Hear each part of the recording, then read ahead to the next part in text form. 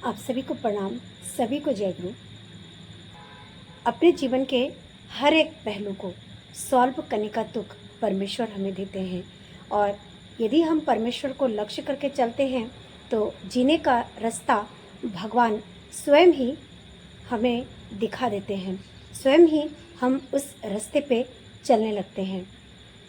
कहना चाहूँगी कि जीवन की जो कश्मकश है, जीवन की जो दुविधाएं हैं, जो समस्याएं हैं, यदि हम उनका समाधान करना चाहते हैं तो हमें बहुत ही सोच समझ के अपनी बातों को रखना होगा, सोच समझ के कहना होगा। समय, परिस्थिति और इंसान देख के हमें अपनी बातों को रखना होगा, तभी हम अपने जीवन की उलझनों को सॉल्व कर सकेंगे।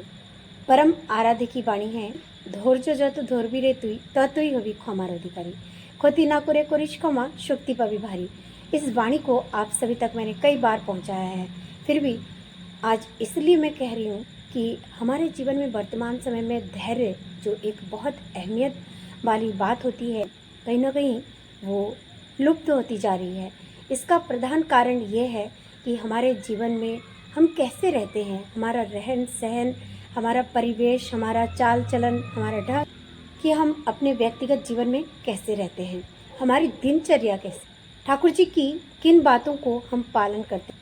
क्या हम अपने चरित्र का, अपने आप का कोई निरीक्षण परीक्षण करते हैं?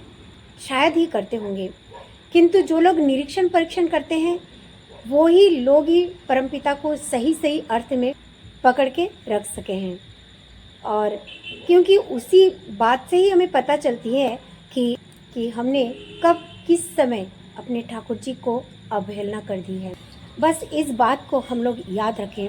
परमेश्वर हमको एक बात सिखाते हैं कि जिसको सहन नहीं करना आता है वो वहन भी नहीं कर सकता। छोटी मोटी बातें परिवार में होती रहती हैं, किंतु उससे घबरा के हमें कोई बड़ा स्टेप, बड़ी कोई कदम नहीं उठानी है। कि एक बात का हम लोग सभी ध्यान रखें कि जो साधारण सा मिट्टी का दिया होता है वो भी पूरी रात जलता रहता है, हम सभी को रोशनी देने के लिए अंधेरे से लड़ता रहता है,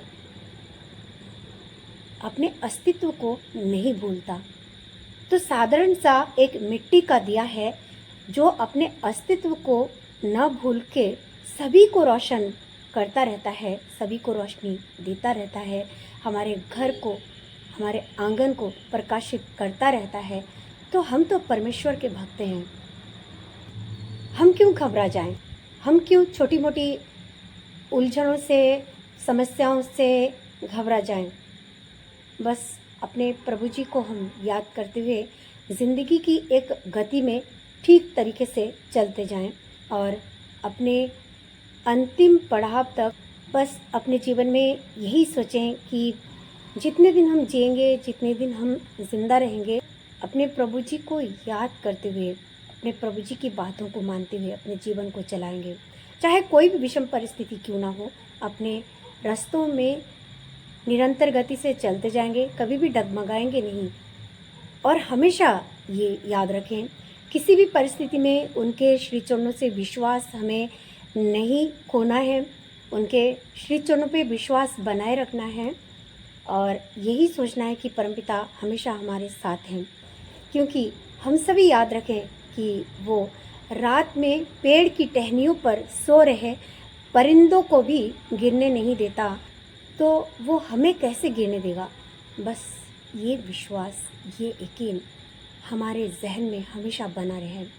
यही आस्था, यही विश्वास, यही भरोसा लिए हम जीवन के सफ़र में चलते रहें तो निश्चित और निश्चित कहना चाहूँगी कि हमारे जीवन की हर एक राह सुगम होती जाएगी, सरल होती जाएगी।